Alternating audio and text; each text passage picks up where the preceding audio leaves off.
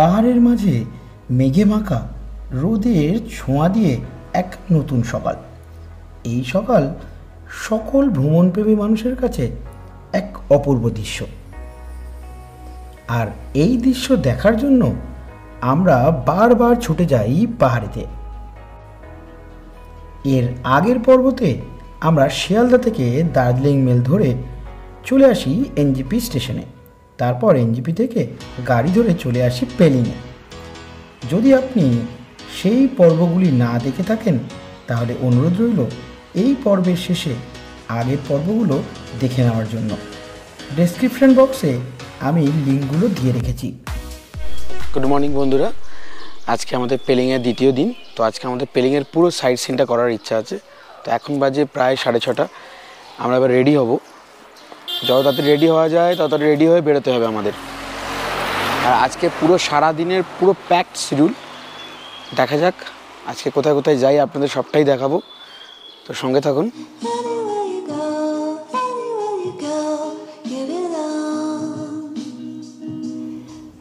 Bread butter omelette দিয়ে সকালবেলা চটপট করে ব্রেকফাস্টটা সেরে নিলাম।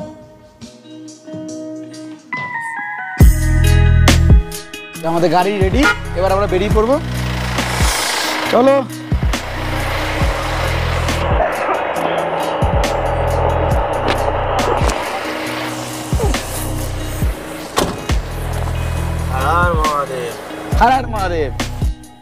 ড্রাইভারের সঙ্গে হাসি ঠাট্টা করতে করতে বেরিয়ে পড়লাম।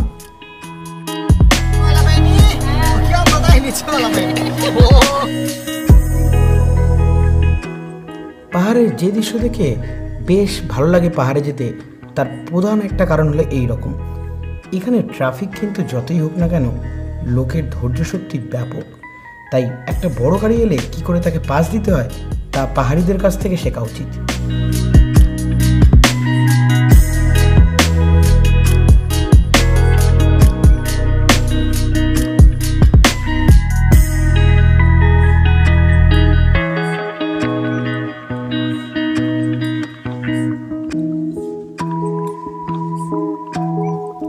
দিনের শুরুতেই ঘটে গেল আমাদের সঙ্গে একটা ছোট্ট অঘটন। কারণ যে রাস্তা দিয়ে আমাদের সিংসোর হ্যাঙ্গিং ব্রিজের দিকে যাওয়ার কথা ছিল, সেই রাস্তা হঠাৎ করে দেখি বন্ধ হয়ে গেছে। তাই অগত্যা আমাদের গাড়ি ঘুরিয়ে ঘুরপথে যেতে হবে।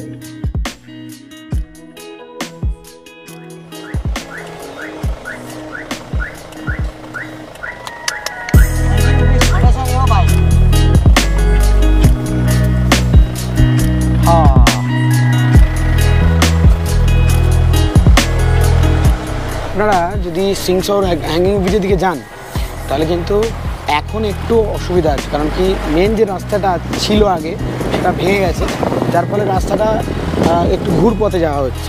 তো আমরা এখন এই দিক থেকে এই পার থেকে এলাম। এই রাস্তাটা ম্যাপে নর্মালি দেখাচ্ছে না, আর ঠিক এখান থেকে যাবো আর কি ঘুরে। একেবারে নদীর একদম গা ঘেঁষে আমরা যাচ্ছি। এই ঋষিকোলা থেকে যখন গেছিলাম তখনও রাস্তাটা এরকমই ছিল প্রায়। এই দেখুন,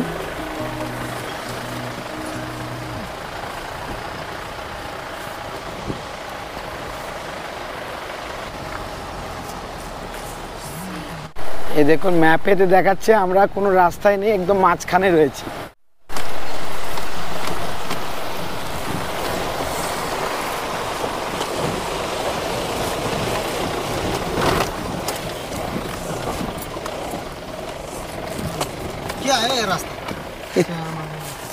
এই খারাপ রাস্তা দিয়ে আমরা এবারে যেটা মেন রাস্তা ছিল আগে সে রাস্তায় এসে উঠলাম।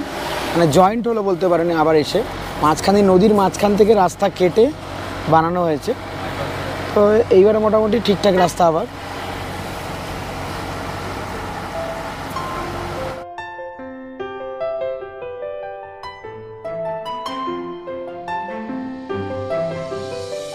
এই যে পিছনে রয়েছে সিংসোর হ্যাঙ্গিং ব্রিজ, এশিয়ার সেকেন্ড হাইয়েস্ট ব্রিজ।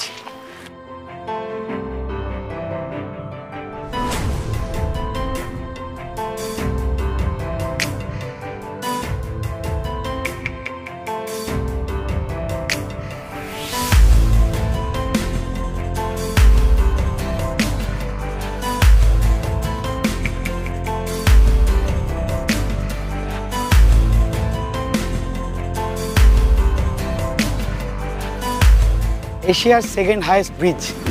বুঝতেই পারছেন এই জায়গাটা কেন লোক আসে, অপূর্ব জায়গা পুরো। আমরা এখন মাঝখানে দাঁড়িয়ে আছি ব্রিজের, এদিকটা বিভৎস নিচু, যা মানে ভাবলেই ভয় লাগবে। তার মধ্যে গাড়িও যাচ্ছে আর আমরা দাঁড়িয়ে আছি। ও কি ব্যাপার!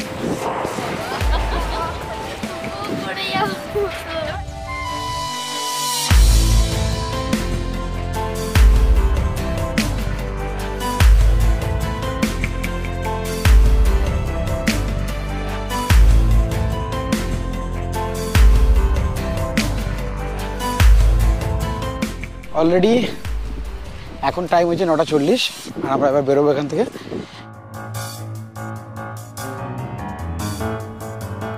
এর পরের গন্তব্য আমাদের ডেন্টাম ভ্যালি। সত্যি বলতে গেলে একটি ছোট্ট জনবহুল জায়গা বা জনবহুল গ্রাম। এটা বেশ সুন্দর কিন্তু এখানকার পরিবেশ। আবারও বেরিয়ে পড়লাম আমাদের পরের গন্তব্যের দিকে।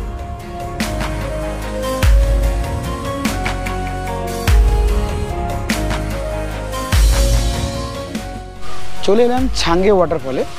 আর ছাঙ্গে ওয়াটারফলে কিন্তু জল বিশেষ নেই, কিন্তু ঝর্ণাটা অনেক হাইট থেকে পড়ে। এই যে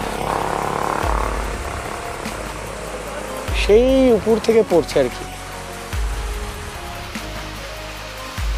তো এই ঝর্ণার জল কিন্তু এখানে সার্ভিস মানে দেয় আর কি।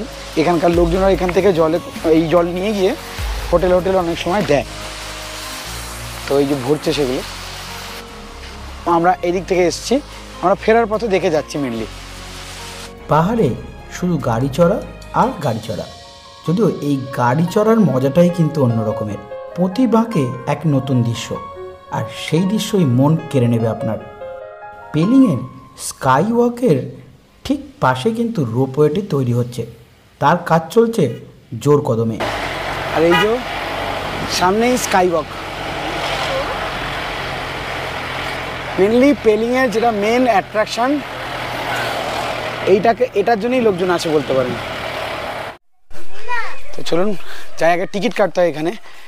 শুনেছিলাম 100 টাকা করে দেখতে হবে এখন।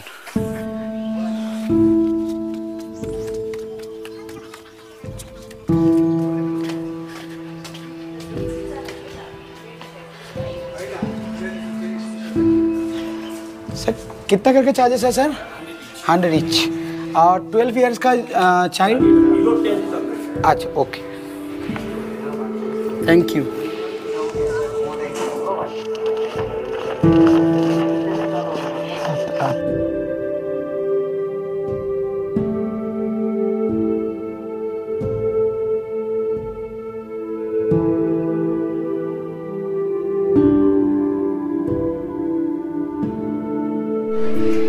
স্কাইওয়াকে দুটো পথ রয়েছে, একটা হলো সিঁড়ি দিয়ে আর একটা হলো নর্মাল স্লোপিং টাইপের বানানো।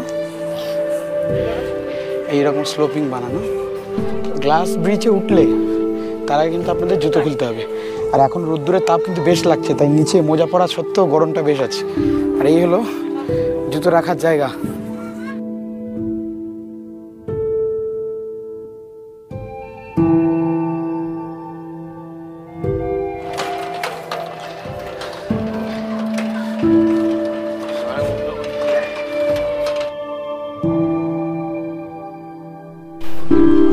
যে গ্লাস ব্রিজের উপর থেকে নিচটা কিন্তু দেখতে কিন্তু বেশ ভয় লাগবে, সামনের দিকে তাকালে কিন্তু খুব একটা অসুবিধা হবে না।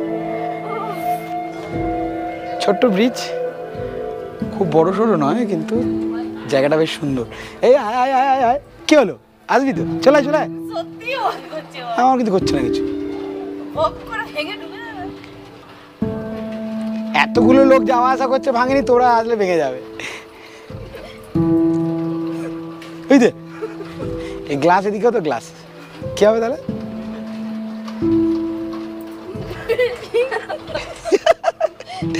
আয় আদা আমার আদা।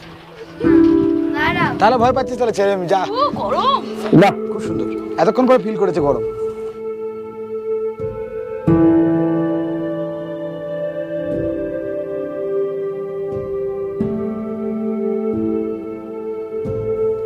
গ্লাস ব্রিজের উপর থেকে এই চারপাশের দৃশ্য দেখলে মন ভরে যাবে।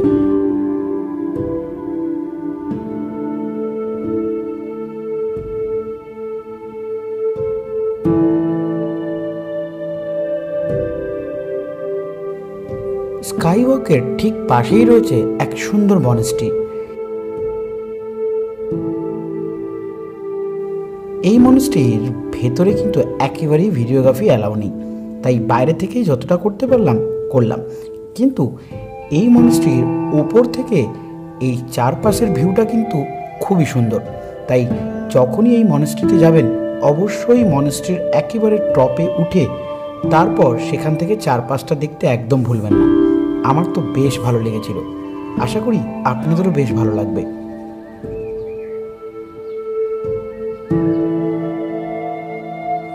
পেলিংয়ে কিন্তু এখন প্যারাগ্লাইডিং খুব ভালোভাবে হয়, আপনারা চাইলে এখান থেকে প্যারাগ্লাইডিং করতে পারেন।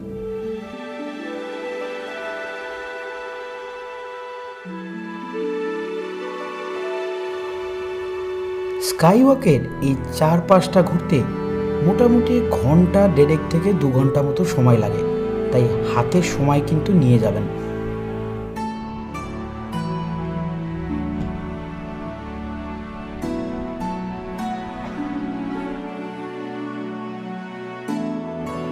এবারে আমরা এগিয়ে গেলাম হেলিপ্যাডের দিকে। যদিও বর্তমানে কিন্তু হেলিপ্যাড নেই, কারণ এই হেলিপ্যাড থেকেই শুরু হচ্ছে পেলিংয়ের রোপওয়ে। যতটা পরিস্থিতি দেখলাম আগামী 2-3 মাসের মধ্যে এটি পুরোটাই রেডি হয়ে যাবে। ওই যে দূরে দেখা যাচ্ছে ওটি হলো স্কাই ওয়াক, আর এটি হলো হেলিপ্যাড। এখান থেকে শুরু হবে আর পৌঁছাবে ওইখানটায়। মোটামুটি বেশ খানিকটা কিন্তু ঝুলন্ত অবস্থায় যেতে হবে, জায়গাটা বেশ সুন্দর হবে।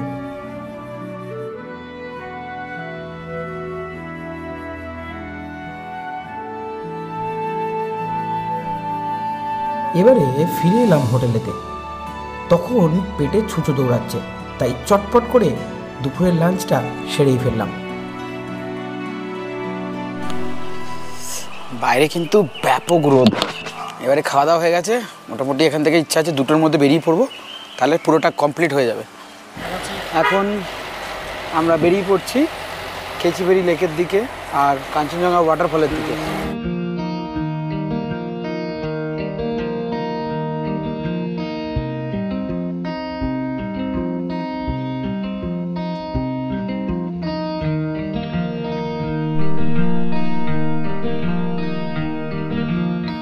কেচিবেরি লেকের প্রবেশ মূল্য 30 টাকা করে জনপ্রতি, আর গাড়ি যদি আপনারা পার্কিং করেন তার জন্য নিয়ে থাকে 50 টাকা। টিকিট কেটে এগিয়ে গেলাম ভেতরের দিকে। কেচিবেরি লেককে এক পবিত্র লেক হিসেবে ধরা হয়, কারণ এখানে লেকের আকৃতি একেবারে একজন মানুষের পায়ের মতো। কেচিবেরি লেকটা হলো এই সিকিমের মানে পেলিংয়ের একটি মেন অ্যাট্রাকশন, কারণ এখানে যে লেকটার মধ্যে কোনো কাগজ বা কোনো পাতা পড়তে দেয় না মেনলি এখানকার পাখিরা। তো চলুন দেখি ওদিকটা গিয়ে। সকালবেলা 8টা থেকে বিকাল 4:30 পর্যন্ত খোলা থাকে এই লেকটি। একেবারে একদম নিস্তব্ধ নিরালা একটি জায়গা, যেখানে গেলে আপনার ভালো লাগবেই। मछली जो दिखाई देता है, हाँ ऊपर में वहाँ से दिखा, वो नीचे जाना पड़ेगा वहाँ पे नहीं, नीचे तक जाना बंद कर दिया, मगर देखिएगा मछली, काला काला देखिएगा मछली वहाँ से दिखाई देगा। हाँ। और यहाँ से क्या कहाँ पे जा रहा है? वो सीढ़ी है ना, सीढ़ी से ऊपर एक व्यू पॉइंट है, व्यू पॉइंट ऐसे ना थोड़ा अच्छा दिखेगा ये लेक। लेक कितना ऊपर है? आप लोग तो 15 मिनट जैसा लगता है, हम लोग तो 5 मिनट लगता है। লেকের ঠিক উপরে একটি ভিউ পয়েন্ট আছে। আপনাদের হাতে যদি সময় থাকে তাহলে ভিউ পয়েন্ট থেকে এই লেকের দৃশ্যটা বেশ ভালো দেখা যায়। আমি এখানে এসে তাই জানতে পারলাম। লেকের জল যেহেতু বেশ কিছুটা দূরে চলে গেছে, তাই মাছের দর্শনও আমাদের কপালে জুটল না। আবারও বেরিয়ে পড়লাম আমাদের পরবর্তী গন্তব্যের উদ্দেশ্যে। আমরা চলে এসেছি একেবারে কাঞ্চনজঙ্ঘা ওয়াটারফলের কাছে।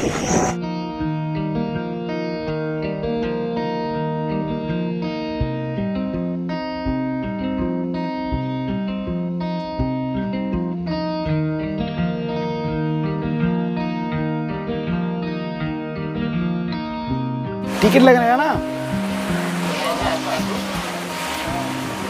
হ্যাঁ, এখানে বুঝতে পারছেন টিকিটটাও এখানে করতে হয়, 20 টাকা করে লাগে। চলুন উপর দিকে যাই। আসো আসো।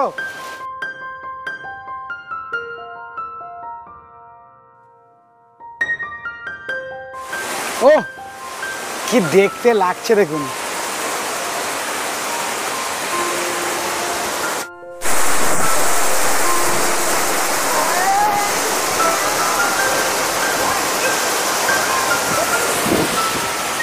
কতটা আওয়াজ শুনতে পাবেন জানি না, কিন্তু ঝর্ণার যা মানে যে জোরে পড়ছে আর যা আওয়াজ হচ্ছে, মানে বিভৎস জোরে আওয়াজ হচ্ছে, রীতিমতো কানে বাজছে বলতে পারেন। আর এই পেলিংয়ে এলে কাঞ্চনজঙ্ঘা ওয়াটারফল কিন্তু মিস করবেন না। যতগুলো ওয়াটারফল আছে তার মধ্যে সবথেকে বেস্ট।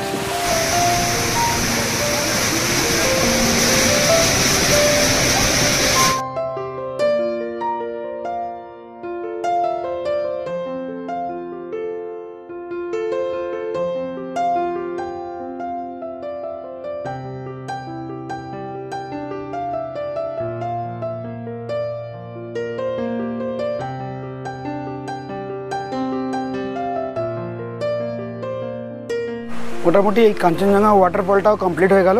এবার আমরা এখান থেকে বেরিয়ে যাচ্ছি। যাওয়ার পথে রিম্বি অরেঞ্জ গার্ডেন আছে, কিন্তু অরেঞ্জ গার্ডেনে এখন তো মোটামুটি যতটা আমার জানা যে কমলালেবু পাওয়া যায় না, তাই অরেঞ্জ গার্ডেনে ঢুকে সেরকম কিছু লাভ নেই। আর রিম্বি ওয়াটারফলটা একটা ছোট্ট ওয়াটারফল, যাওয়ার পথে যদি পাই, অন্ধকার যদি না হয়ে যায় তাহলে দেখব, আর নাহলে বেরিয়ে যাব।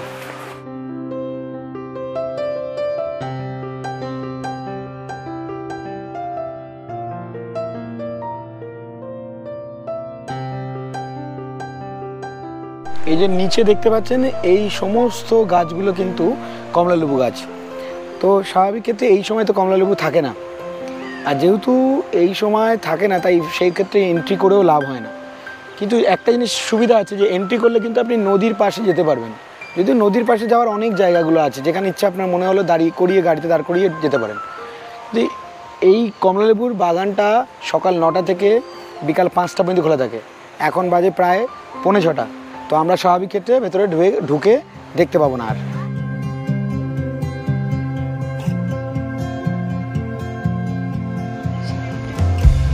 এই যে একটা লেবু দেখতে পেয়েছি সেটারই ভিডিও করলাম।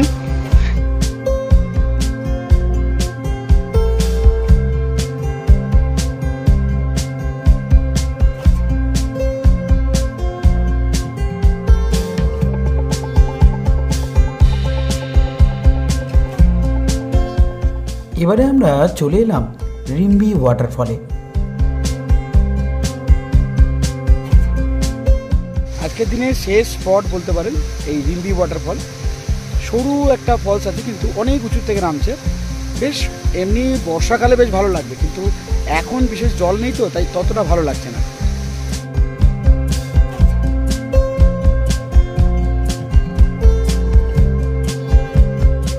এইবারে এখান থেকে বেরোবো এবং ডাইরেক্ট চলে যাব পঞ্চক, আমাদের যে হোটেল আছে সেখানে। ওখানে গিয়ে যত তাড়াতাড়ি সম্ভব ফ্রেশ হয়ে নেবো, কারণ একটু রেস্ট নেওয়ার দরকার। যে সকালবেলা থেকে শুরু হয়েছে, এখন আমাদের কন্টিনিউ চলছে।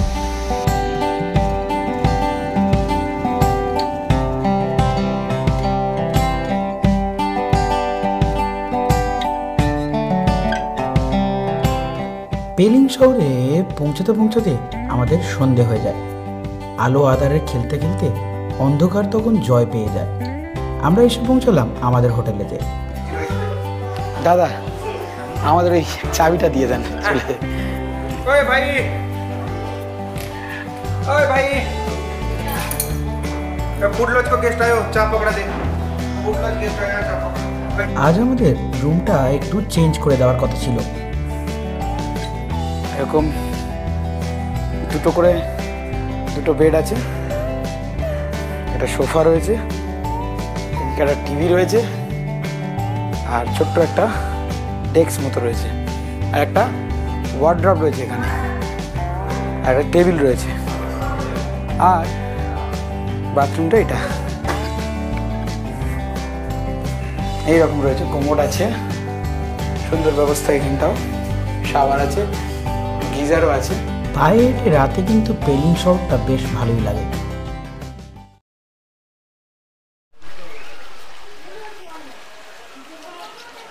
গুড মর্নিং বন্ধুরা, আজকে আমাদের পেলিংয়ের লাস্ট দিন বলতে পারেন, কারণ আজকে আমরা এখানে একটা ছোট্ট মনেস্ট্রি আছে, ওটা দেখব। মনেস্ট্রি দেখার পর আমরা গ্যাংটকের উদ্দেশ্যে বেরিয়ে পড়ব। তো সকালবেলা থেকেই ওয়েদারটা বেশ ভালো আছে, পুরো রোদ ঝলমলে, আশপাশটা বেশ সুন্দর লাগছে দেখতে। এবারে গিয়ে একটু ব্রেকফাস্ট করব, আর ব্রেকফাস্ট করেই আমরা বেরিয়ে পড়ব। চলুন ব্রেকফাস্ট টেবিলে গিয়ে দেখা হচ্ছে। আবারও ডিম, কলা, ব্রেড, বাটার এই সমস্ত দিয়ে আমাদের সকালবেলার ব্রেকফাস্টটা সেরে নিলাম।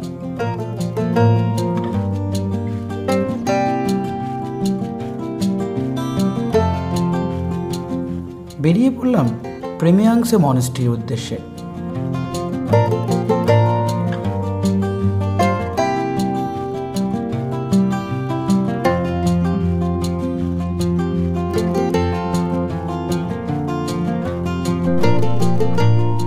এখানেও কিন্তু একটি এন্ট্রি ফি লাগে, জনপ্রতি 50 টাকা করে।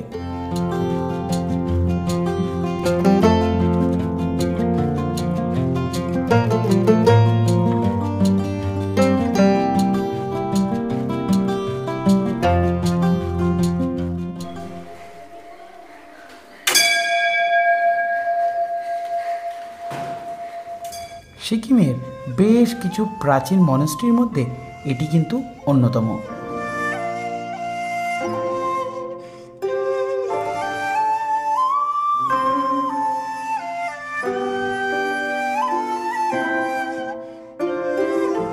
এখানকার পরিবেশ যে কোনো ভ্রমণপ্রেমী মানুষের কাছে বেশ সুন্দর মনে হবে, কারণ অপরূপ পরিবেশ, আর ভেতরের পরিবেশটা ছিল অপূর্ব।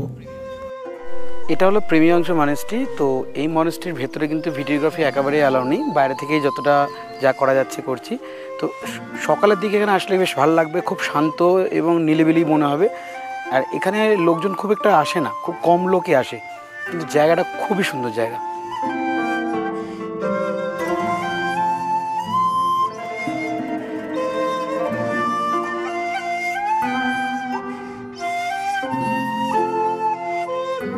বন্ধুরা, তাহলে এই পুরো পর্বটি আপনাদের কেমন লাগলো অবশ্যই কিন্তু কমেন্টের মাধ্যমে জানাবেন। আর যে সকল বন্ধুরা এখনও পর্যন্ত আমার এই চ্যানেলটিকে সাবস্ক্রাইব করেননি, তাদের কাছে অনুরোধ, প্লিজ আমার এই চ্যানেলটিকে সাবস্ক্রাইব করে আমার পাশে থাকুন। এই ধরনের আরও নতুনত্ব ভিডিও পাওয়ার জন্য অবশ্যই চ্যানেলটিকে সাবস্ক্রাইব করার পর পাশে বেল বাটনটি অল করতে একদমই ভুলবেন না। আগামী পর্বতে বন্ধুরা আমরা পেলিং থেকে সরাসরি গ্যাংটকে যাব, আর গ্যাংটকে যাওয়ার সুন্দর অভিজ্ঞতা আপনাদের সঙ্গে শেয়ার করব। এছাড়া গ্যাংটকে গেলে এমজি মার্গের কাছে কোন হোটেলে উঠবেন এবং এমজি মার্গে কীভাবে ঘুরবেন, কোথায় সস্তায় জিনিসপত্র পাওয়া যায়, তার সম্পূর্ণ তথ্য থাকবে পরের পর্বতে। তাই বন্ধুরা একেবারেই পরের পর্বতে মিস করবেন না। তাহলে বন্ধুরা দেখা হচ্ছে পরের পর্বতে। ততক্ষণের জন্য টাটা, গুড বাই, সকলে ভালো থাকবেন, সুস্থ থাকবেন।